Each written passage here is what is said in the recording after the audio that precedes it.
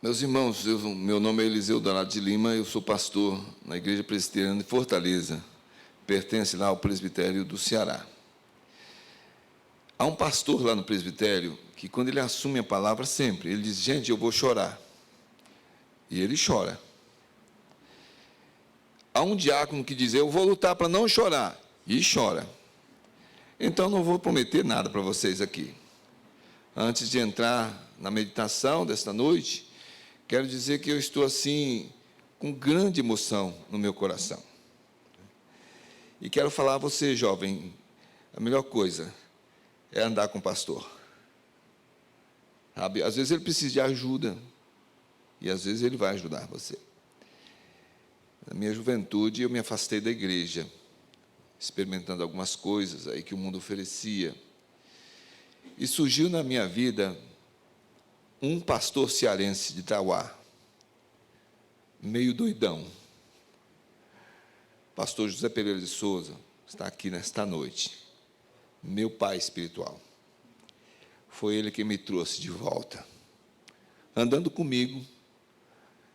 Hoje ele não se lembra de muita coisa, mas brigávamos, discutíamos, que eu não concordava com tanto de coisa. O pastor está aí para isso. Não significa que a gente, porque discorda, tem que evitar a caminhada. O pastor foi chamado para pastorear. Por isso eu tenho dificuldade com o termo reverendo. Nessa nossa Constituição diz que o pastor é pastor, doutor, bispo, ancião. Cada um deles tem uma função, não é? Pastor pastoreia, o médico vai clinicar, cada um tem uma função. O reverendo recebe reverência, então não tem dificuldade. Pastor é aquele que apacenta, que caminha, que toma no colo, que abraça, que beija, que quando é preciso, bate, traz de volta com cajado, né? Então, eu louvo a Deus pelo pastor José Pereira de Souza. E ele me deu uma palavra uma vez, dizendo: Eliseu, você tem um chamado para o ministério pastoral. Briguei com ele até onde não pude, nunca mais fale isso. E ele colocou em oração, foi embora de Maringá, era pastor. Depois de um tempo, finalmente, Deus tocou em meu coração, porque eu era um jovem da igreja. Eu tinha voltado, mas era um jovem da igreja, não era convertido. A graça me alcançou em 1983. E um sermão dele, em Mateus 9, voltou à minha mente. Foi quando eu respondi ao chamado do Senhor. Ele já estava longe. E eu me lembro disso aqui, ó, quer ver? Você me ajuda? Jesus Cristo, eu te amo. Quem conhece, canta comigo. Jesus Cristo, eu te amo. Jesus Cristo, eu te amo. Jesus Cristo, eu te amo. Quem lembra, canta comigo. Aleluia.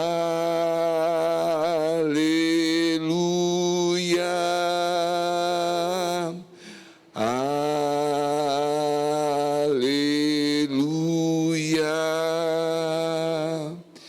Aleluia. E era bem assim. Aleluia. Era a ministração aos jovens e nós éramos alcançados por um discipulado simples de caminhada. Depois de alguns anos, encontrei um jovem bonito, solteiro, saindo da adolescência, também um pouco malucão, não é? João Geraldo de Matos Neto, que entrega o coração a Jesus na caminhada, ele comigo. E eu não preciso exaltar a pessoa dele, sabe disso, mas até hoje na caminhada, Geraldo, não encontrei nenhum discípulo como Geraldo. Gente, de vez em quando o Geraldo torrava tantas paciências que eu pegava livro grosso assim, e dizia: Geraldo, vai ler esse livro aqui e faz uma resenha para mim. 2 dias estava de volta com o livro lido, feita a resenha, a ficha, e queria mais. Então, de vez em quando, eu disse, olha, você precisa trabalhar, porque era reunião da SAF à tarde, ele estava, reunião de oração, então ele foi trabalhar.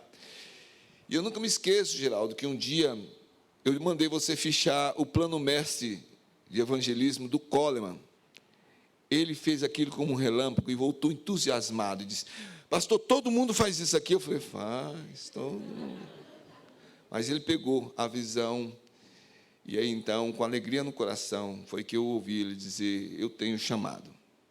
Apareceu a Luzinete, mocinha que eu conhecia já, de Porã, e aí, Raíssa e Augustos estão aí, como verso do Senhor.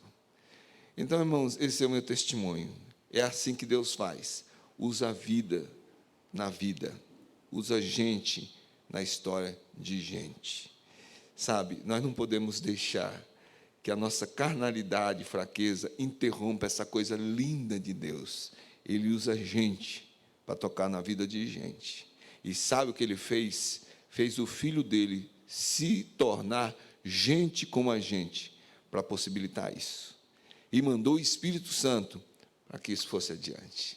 Então, igreja amada, esse é o meu testemunho antes de nós entrarmos aqui na meditação da palavra, nesse culto de ação de graças pelos 33 anos da Igreja Presbiteriana de Cruzeiro. Que Deus abençoe você. Quero pedir a você que fique em pé e abra sua Bíblia no Salmo 133. Se houver uma outra oportunidade, eu estiver Pereira aqui presente, vou pregar em Lucas 15, porque ele pregava muito em Lucas 15. Ele pregou muito naquelas parábolas e ensinou muito meu coração. Mas é para essa noite que Deus me colocou esta palavra já preparada, eu já compartilhei, porque é uma palavra voltada para a Igreja Presbiteriana de Cruzeiro. Salmo 133. Oh, como é bom e agradável viverem unidos os irmãos. É como o óleo precioso sobre a cabeça, o qual desce para a barba de Arão, e desce para a gola de suas vestes. É como o orvalho do Hermon, que desce sobre os montes de Sião. Ali ordena o Senhor a sua bênção e a vida para sempre. Deus amado, eu quero agradecer por esse privilégio que o Senhor me dá, de estar aqui com meus irmãos, para celebrar mais um ano de organização desta igreja.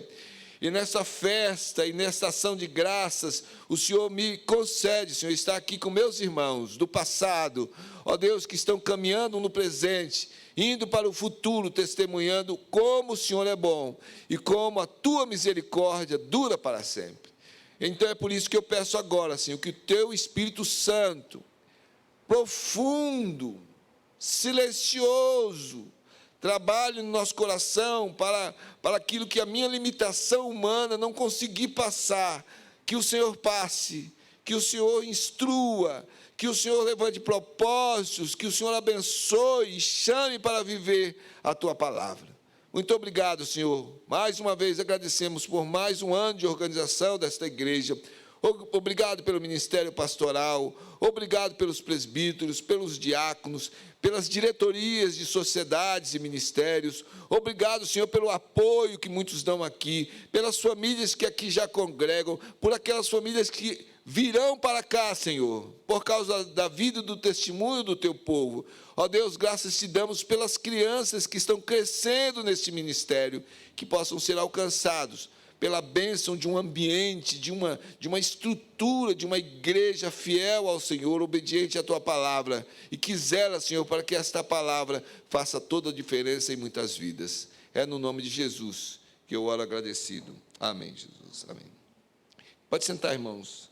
Irmãos, não há como negar, é até perigoso a gente começar para não esbarrar em chavões, né? Não há como negar que nós estamos vivendo tempos difíceis. Não é? Agora mesmo, nós estamos aqui como nação, nos polarizando em torno da política, vai se aproximando aí as eleições, e aí a gente vai se envolvendo com isso.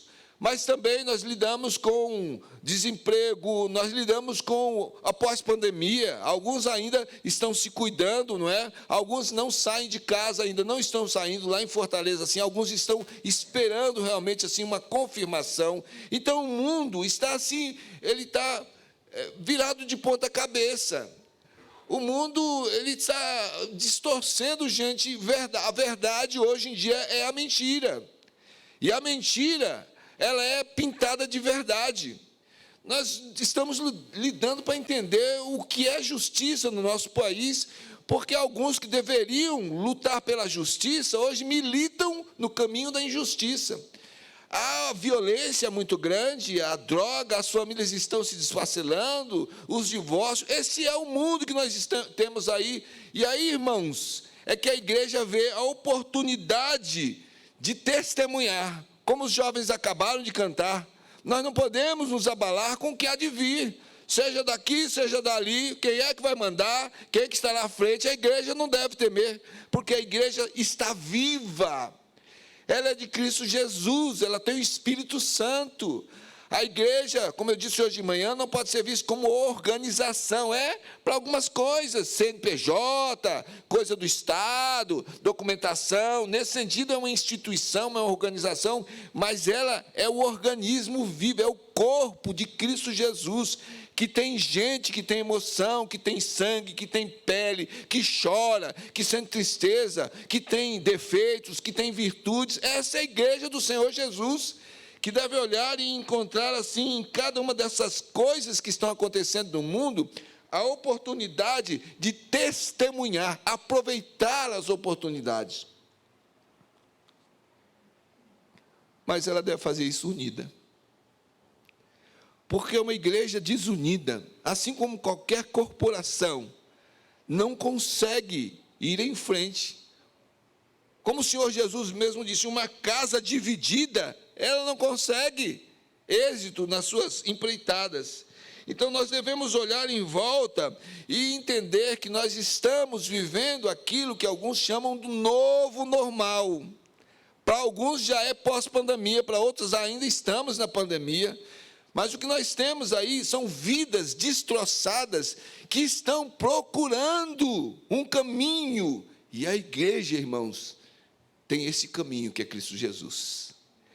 Então, para se tornar claro o que eu quero passar essa noite, então, alguém, vamos dizer, que venha lá de fora da confusão, da desunião, da inimizade, das confusões, das fofocas, sabe, das armações, das competições, alguém que vem lá de fora e entra aqui, não pode encontrar essas mesmas coisas aqui, porque é o povo de Deus. É um povo que se submete a ação do Espírito Santo, como o pastor ministrou ainda agora, que é quem vai trabalhar no nosso coração, é Ele quem nos transforma. Nem todos vão gostar do azul, nem todos vão torcer para o mesmo time, nem todos vão votar no mesmo candidato, mas todas essas diferenças, elas encontram um caminho seguro quando são tratados por filhos do mesmo Pai, por irmãos. Então, se nós olhamos para a palavra e vemos que a palavra de Deus diz que nem mesmo o inferno, nem as portas do inferno podem prevalecer contra a igreja, como é que um vírus vai conseguir desbaratar a igreja? Como é que uma situação política vai conseguir deter o avanço desta igreja? Como é que uma situação econômica vai esmorecer a igreja nos alvos a ser alcançado? Mas precisamos da unidade, precisamos ter essa noção de andarmos como filhos do mesmo Deus. Lá em Mateus, no capítulo 23, versículo 37, nós temos o registro do choro de Jesus. Mateus 23, versículo 37. Jesus chora por causa de Jerusalém, e ali, suspirando como este Deus cheio de misericórdia, ele usa uma linguagem que quem é do interior, ou quem tem aí criação, entende, não é? Ele usa uma linguagem assim, ele queria ajuntar vocês como uma galinha, ajunta os seus pintainhos debaixo das suas asas. Eu fui criado, minha família por parte de mãe baiana, por parte de pai pernambucano, e aí os vizinhos eram cearenses, alagoanos, paraibanos. Eu cresci num pedaço do Nordeste, lá em Maringá, no Paraná. E eles criavam bode, frango, sabe, pato, eles faziam essa criação. E eu me lembro dessa imagem que eu tenho da minha infância, da galinha ajuntando, quando começava a querer chover, ela fazia um som gutural, sabe, assim, uma coisa curta, e os pintinhos corriam, e ela se inchava, parece que ela ficava maior, porque ela se arrepiava toda, e os pintinhos entravam, e a gente ficava contando, era incrível, de repente era uma peça só. É essa visão que Jesus passa para nós. E é essa visão que nós vamos encontrar de uma forma mais expandida na oração sacerdotal, lá em João 17. Ele orou por nós, gente, lá em João 17. Pai, que eles sejam um, como nós somos um. E eu creio que essa oração do filho ao pai está sendo respondida no nosso tempo e será respondida até Jesus voltar. Quando você ora para que uma doença seja curada, como nós cantamos agora, que o nosso Deus é de milagres, você não espera que seja respondida? Você não espera que a doença seja curada? Pois Jesus orou para que nós fôssemos curados do nosso orgulho, da nossa vaidade, da nossa limitação. Ele orou para que nós sejamos um. Irmãos, nós temos aí o Salmo 133. Os Salmos compõem o maior livro que nós temos na Bíblia, 150 capítulos. E há uma divisão interessante, porque os Salmos estão divididos em 5 porções. Cada uma dessas porções corresponde a um dos livros do Pentateuco. E Salmo 133 está na última porção, que corresponde ao livro de Deuteronômio. No livro de Salmos, nós encontramos a celebração da soberania de Deus. Nós encontramos a limitação do homem, mas como alvo do amor de Deus, a linguagem de guerra. Ainda agora mesmo o pastor fez a leitura de um versículo aqui, que é uma linguagem de guerra. Nós temos aqui vários autores, e um deles é Davi, homem de guerra, que escreveu o Salmo 133. E o que nós encontramos aqui é um estilo de salmo de romagem, é uma leitura, sabe, de degraus, que o povo cantava, enquanto fazia sua peregrinação, ia cantando, e aqui o que é celebrado é a união do povo de Deus, de Israel, lá no Antigo Testamento. E alguns então consideram que é um texto profético a respeito da igreja, lá do passado, o Espírito Santo já mostrando para a igreja que seria constituída em Cristo Jesus. Pensando assim, o quanto eu oro pela igreja? A gente ora por doença, pedido, sim, mas assim, espontaneamente, o quanto eu oro pela minha igreja? O quanto eu oro pela liderança da igreja? O quanto eu oro pelos irmãos da igreja, pelas famílias da igreja, assim, sabe, é a minha família, eu vou orar. O quanto eu trato, muitas vezes, até aquela pessoa com quem há uma dificuldade, mas o quanto eu trato com amor, porque enxergando nessa pessoa um membro do corpo de Cristo. Pastor Geraldo, uma vez eu estava correndo demais de manhã, porque tinha um aconselhamento marcado, lá em Maringá, no meio da manhã. E quando a secretária disse que tinha marcado, eu disse, mas logo hoje, tão corrido. Então eu pensei, eu estava num compromisso, vou para o outro, e eu chego no meio da manhã, 10 horas, para fazer esse aconselhamento, já de olho no outro compromisso. Era um dia muito puxado. E quando eu cheguei, a secretária disse, olha, a irmã já está, era uma jovem, ela já está esperando. Eu disse, pastor, só que não na sua sala, está esperando lá na sala dos jovens. Eu disse, por quê? Não sei, pastor, ela pediu. Irmãos, eu chego lá cansado, esbaforido, para conversar com aquela irmã, e dou de cara com a mesa arrumadinha, iogurte, garrafinha de café. Pastor, tinha pão de queijo, né? Pão, presunto, mussarela. Eu fiquei emocionado. Ela disse, pastor, eu vim para um aconselhamento, mas eu pensei, por que não o aconselhamento ser acompanhado de um café da manhã, no meio da manhã? O pastor deve estar com fome. Irmãos, eu fiquei muito emocionado.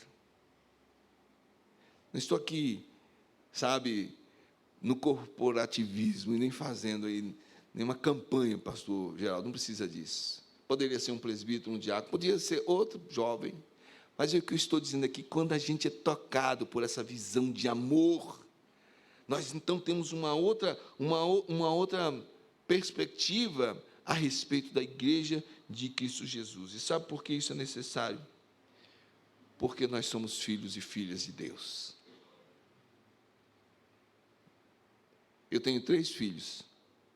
Os 3 são diferentes na personalidade, nos comportamentos, são diferentes, mas são meus filhos. Podem fazer o que quiser, nada vai mudar a realidade que eles são irmãos. Na igreja pode acontecer o que for, se você é nascido de novo, foi gerado pelo sangue de Cristo Jesus, nada pode mudar a realidade de que você é irmão, de que você é irmã daquela pessoa que às vezes precisa de um pouco mais de paciência. Olha o que o apóstolo Paulo escreveu em Efésios, no capítulo 2, versículos 19 a 22. Assim já não sois estrangeiros e peregrinos, mas concidadãos dos santos, e sois da família de Deus, edificados sobre o fundamento dos apóstolos e profetas, sendo ele mesmo, Cristo Jesus, a pedra angular, no qual todo edifício bem ajustado cresce para santuário dedicado ao Senhor, no qual também vós, juntamente, estáis sendo edificados para a habitação de Deus no Espírito. Que visão! A nossa base é Cristo Jesus. Em outro momento diz que a nossa cabeça é Cristo Jesus. Ele é a base, ele é a cabeça, a perfeição aí. Sabe, o pastor Geraldo disse aqui do AVC e os 3 Covid mexeram comigo, irmãos. Sabe, eu tenho tido aí umas tonturas, eu estou com lapsos de memória. A minha cabeça não está boa, mas a cabeça da igreja é boa. Ela não tem variação, porque a cabeça da igreja não é o pastor e o conselho, é Cristo Jesus. E dele é que emana toda a ordem para o corpo. Esse meu lado esquerdo está um pouquinho assim com insensibilidade, quase que ele parou, mas pela misericórdia de Deus não parou. Mas não é este lado aqui, é que o AVC foi do lado direito, aqui na ponte. Então a cabeça não consegue passar coisa, ordem, os neurotransmissores bagunçam tudo. Mas a cabeça da igreja é Cristo Jesus, não, ele passa.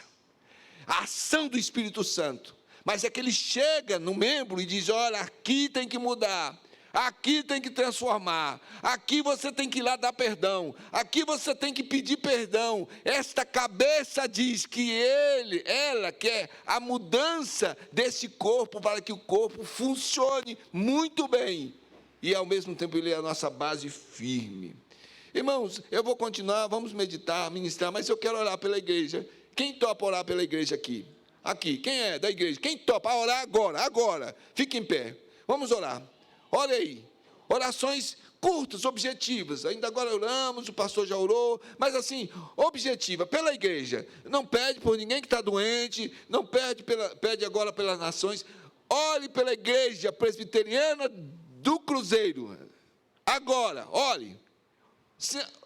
Objetivamente, frases, orando, sabe, as bênçãos de Deus caindo sobre essa igreja. Agora, alguém começa, o outro vai, e aí quando terminar, a gente segue na meditação, orando pela igreja. O tema da nossa meditação hoje é igreja, a família abençoada de Deus. Você quer que essa família seja abençoada? Ore, vamos orar. Amém. Amém.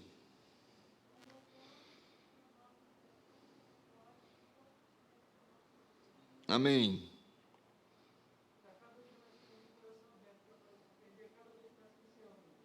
Amém, Jesus. Amém.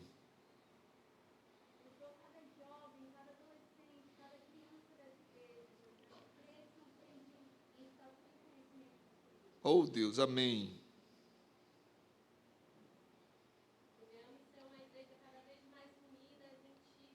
Amém, Jesus.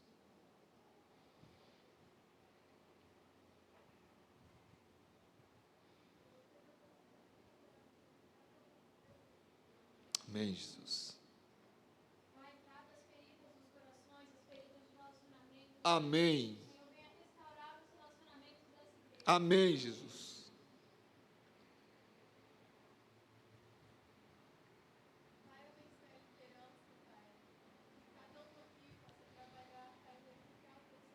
Amém, Jesus.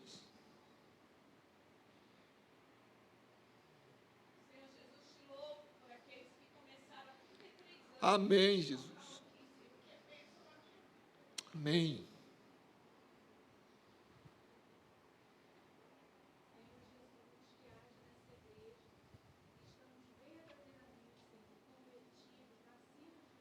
Amém.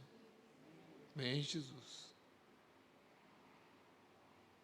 Coloque novo louvor no nosso lábio, meu Senhor. Amém. O Senhor merece toda a honra, toda a glória e todo o louvor. Amém, Jesus. Deus, obrigado.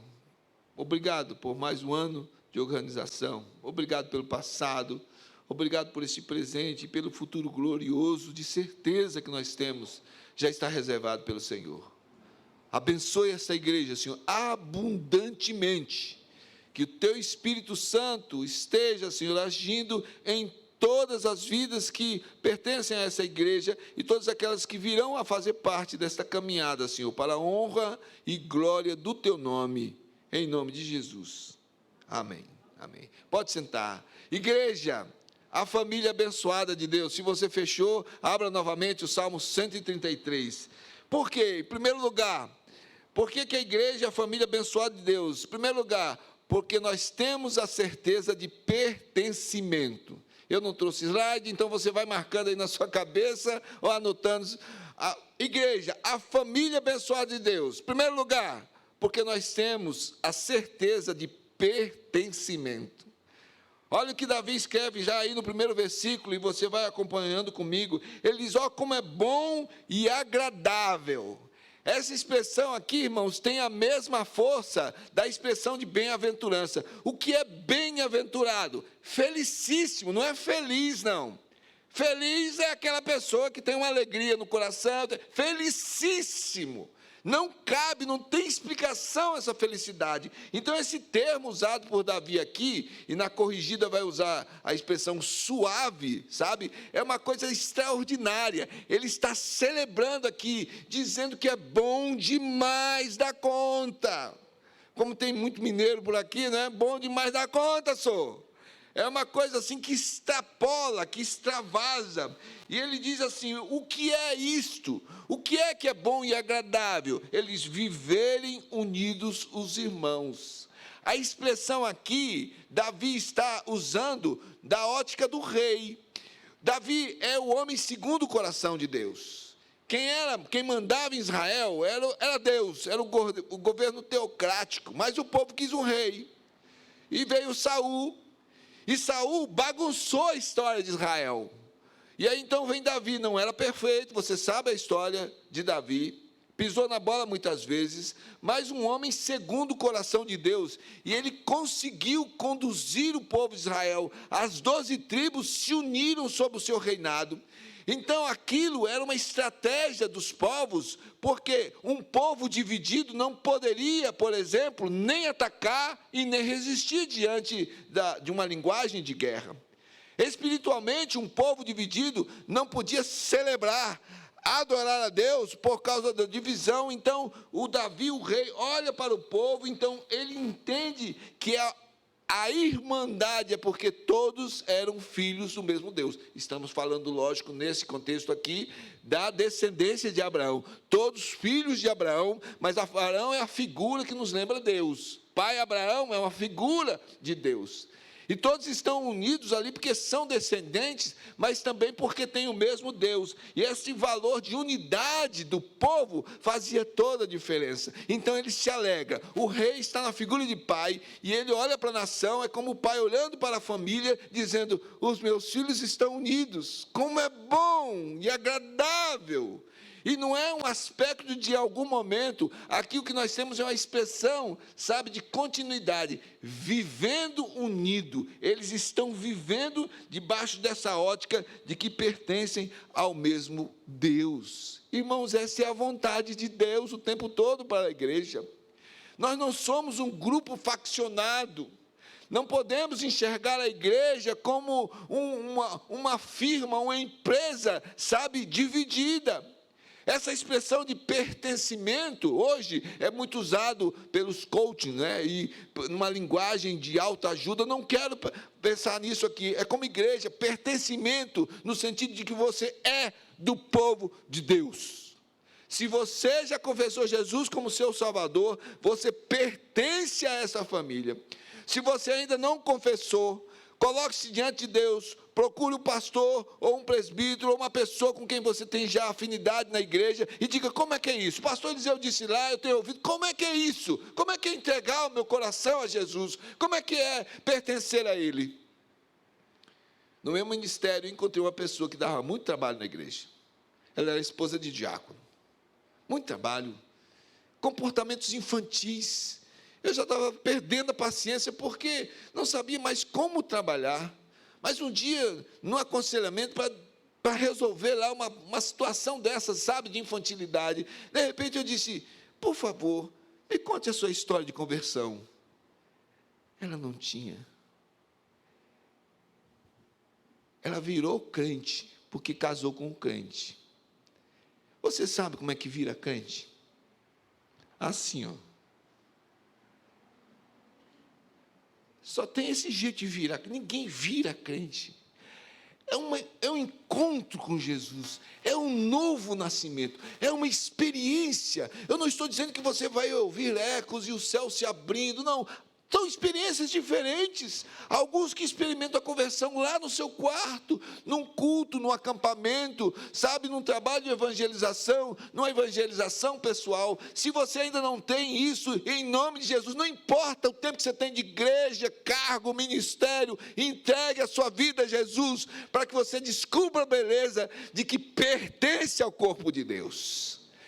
Quando o seu irmão sofrer, você vai sofrer junto.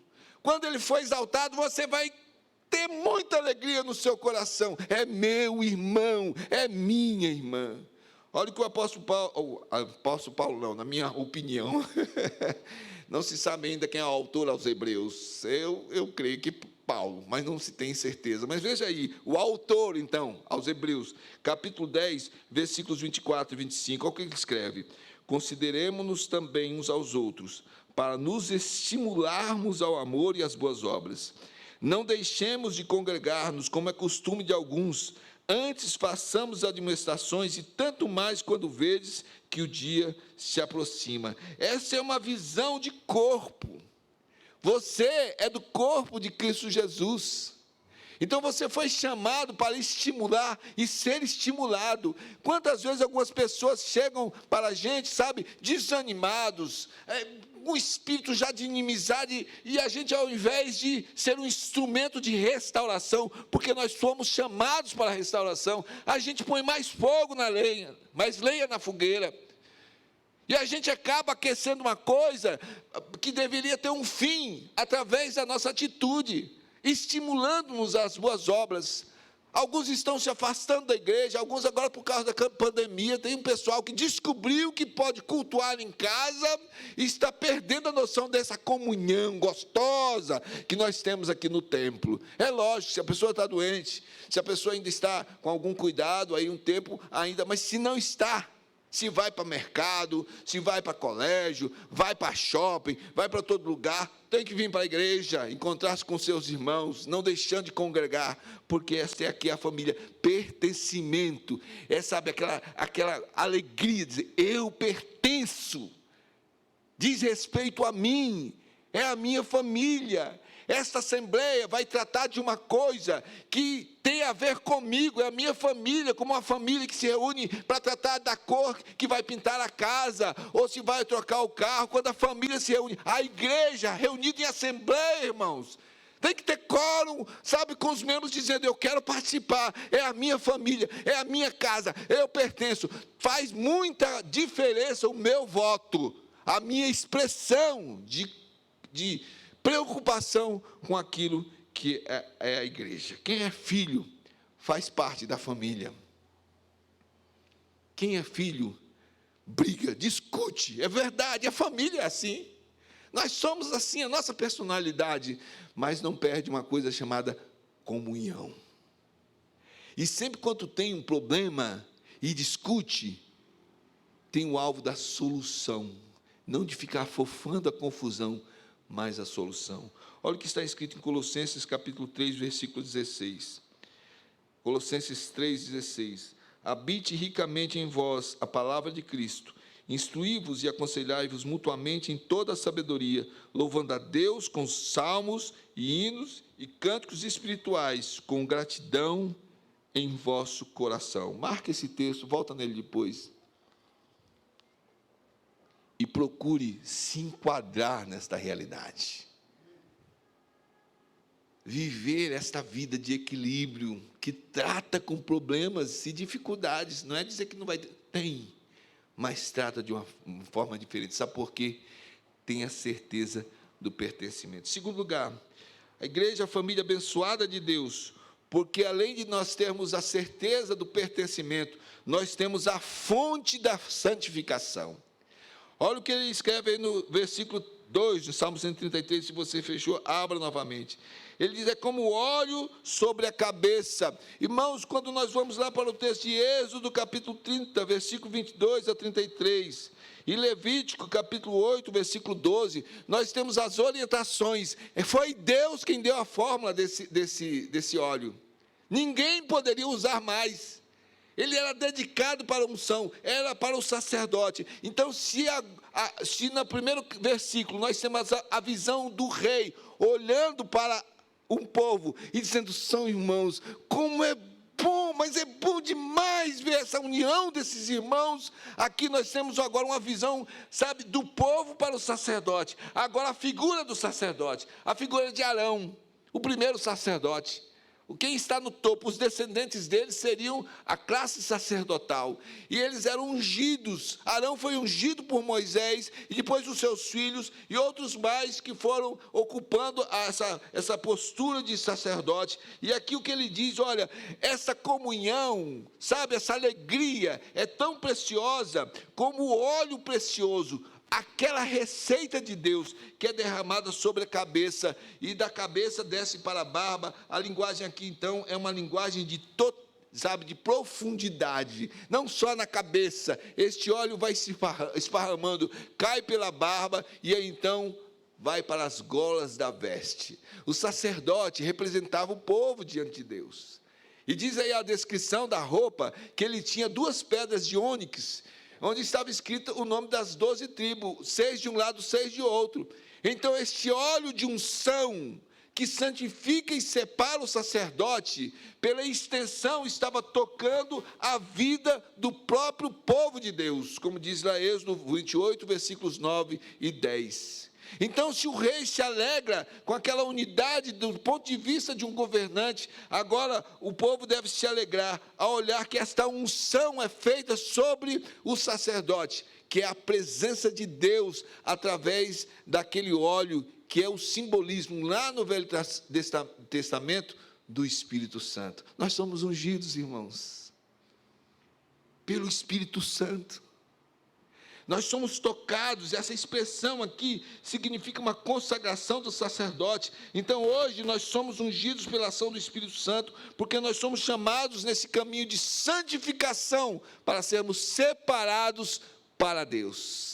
Esta comunhão, esta unidade, não é somente para cumprir um certo papel, para dizer que a igreja é bonitinha, não. É um selo, é uma marca, é um sinal diante deste mundo para dizer, esta igreja tem o Espírito Santo.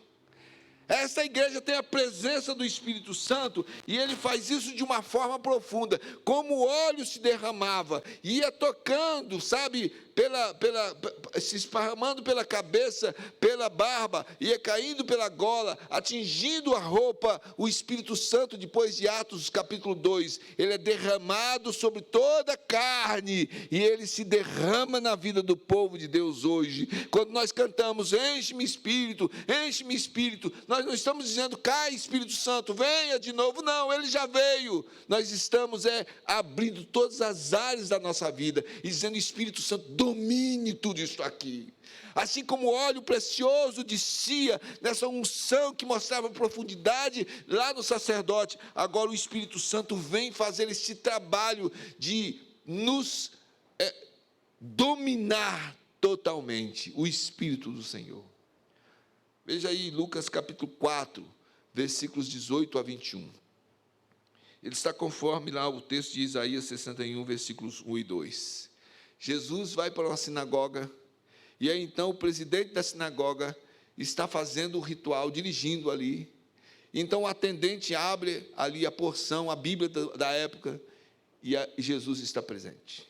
E então registra esse texto de Lucas 4, 18 a 21, que ele abriu nesse texto de Isaías, que aí na nossa Bíblia está 61, versículos 1 e 2. E ele então diz, ele lê, o Espírito do Senhor está sobre mim, pelo que me ungiu para evangelizar os pobres, enviou-me para proclamar libertação aos cativos e restauração da vista aos cegos, para pôr em liberdade os oprimidos e apregoar o ano aceitável do Senhor. Ele não continuou o versículo que ainda vai se cumprir, que vai falar do juízo de Deus. Este aqui é o ministério do Deus que veio salvar. Ele vai voltar para julgar, mas este ministério dele é passado para a igreja. E aí o texto diz, tendo fechado o livro, devolveu ao assistente e sentou-se. E todos na sinagoga tinham os olhos fitos nele. Então passou Jesus a dizer-lhes, hoje se cumpriu a escritura que acabais de ouvir. O Espírito Santo gerou a Cristo Jesus. O Espírito Santo abençoou o ministério de Cristo Jesus. Ele se coloca diante da humanidade, dizendo que esse Espírito estava sobre ele para que ele desenvolvesse a vontade do Pai, transformando a humanidade. E agora esse mesmo Espírito Santo nos gera no corpo de Cristo. Ele acompanha o nosso ministério, penetrando profundamente na nossa alma. Ele sabe do nosso pensamento. Eu posso ir para uma reunião e dizer que eu estou indo com toda boa intenção, mas se lá no meu coração tiver alguma coisa de politicagem, se eu tiver com alguma má intenção, Deus já sabe, porque o Espírito Santo sabe. E Ele quer modificar, porque Ele nos usa como igreja para transformação e para restauração. Irmãos, nós precisamos do Espírito Santo. É Ele quem nos unge nesse caminho de santificação.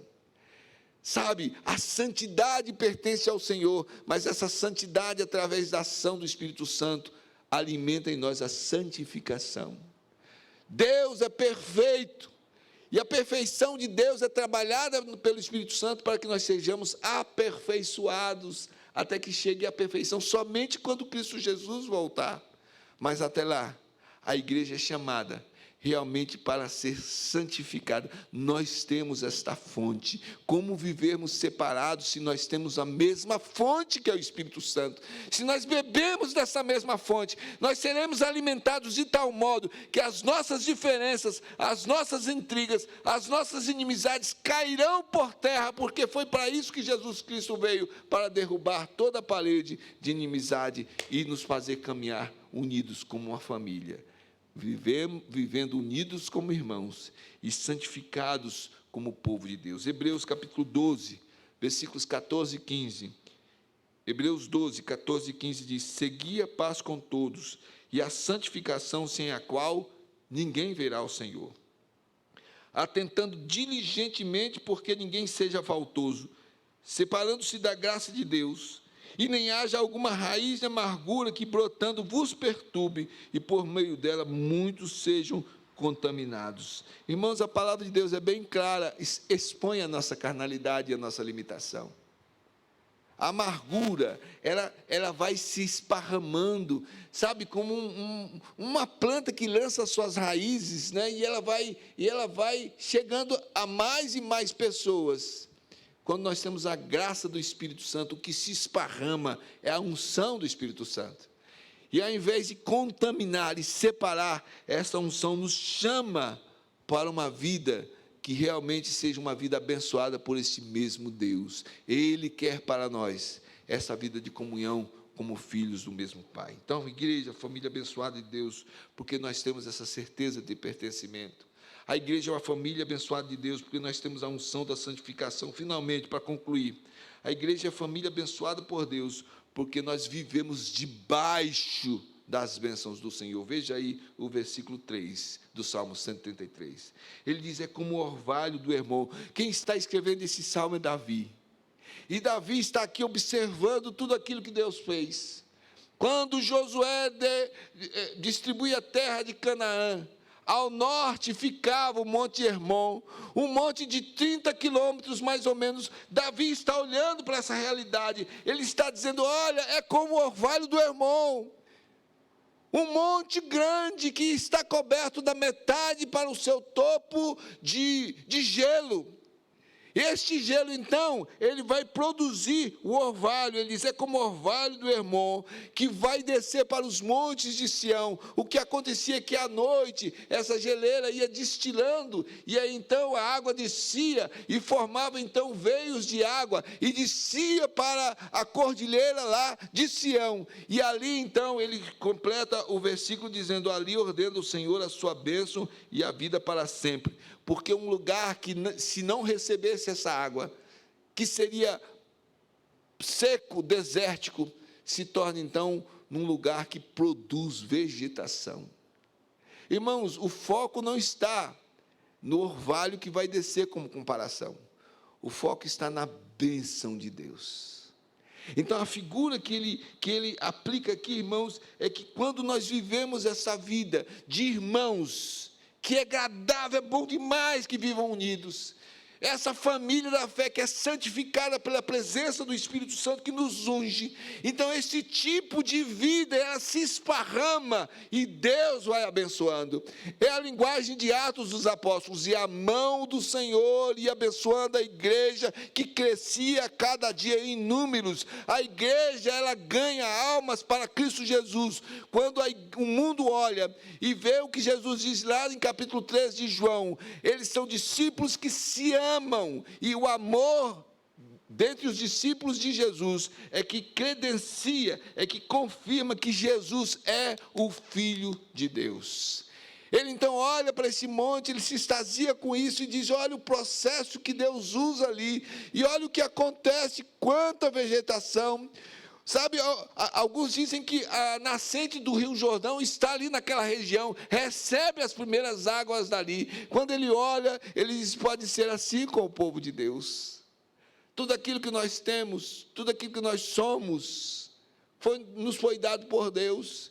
E quando nós compartilhamos isso, quando isso extravasa de nós, então experimenta a bênção do Senhor, que vai nos fazer produzir frutos dignos de arrependimento e de uma forma abundante. A nossa vida é transformada, e é transformada de uma forma tal, que Jesus disse, não foram vocês que me escolheram, eu escolhi, e estou designando vocês para produzir frutos. Irmãos, já rompemos com essa ideia de que o que importa é qualidade e não quantidade.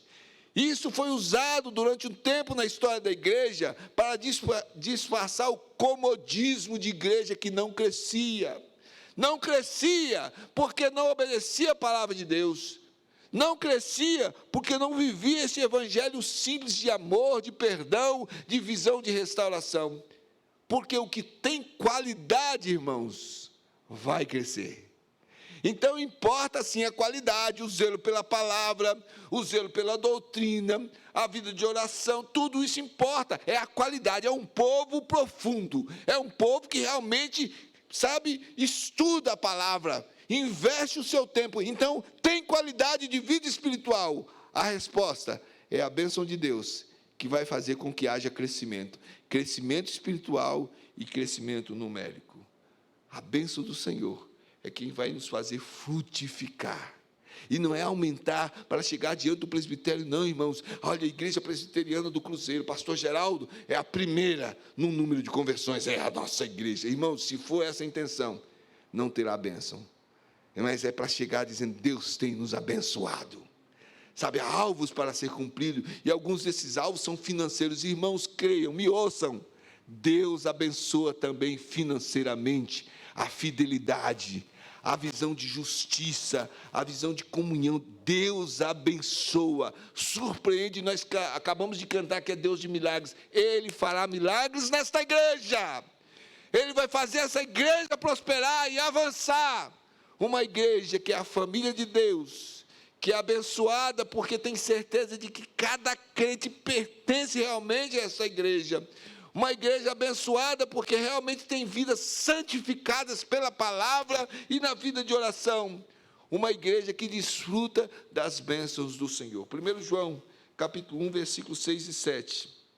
1 João 1, 6 e 7. O apóstolo escreve: se dissermos que mantemos comunhão com Ele e andarmos nas trevas, mentimos e não praticamos a verdade. Se, porém, andarmos na luz, como Ele está na luz, mantemos comunhão uns com os outros, e o sangue de Jesus nos purifica de todo o pecado. Andarmos na luz, experimentarmos a comunhão com Ele, Deus, e a comunhão entre nós, para que não haja esse choque, dizer, nós temos comunhão com Deus, mas estamos no pecado, nas trevas, fazendo a vontade do mundo. Isso é loucura. Mas se, porém, nós andarmos nesta luz, esta comunhão será, e a versão atualizada foi lá no grego, e transportou na tradução, não com o verbo ter, que está na outra tradução, mas a visão de manter.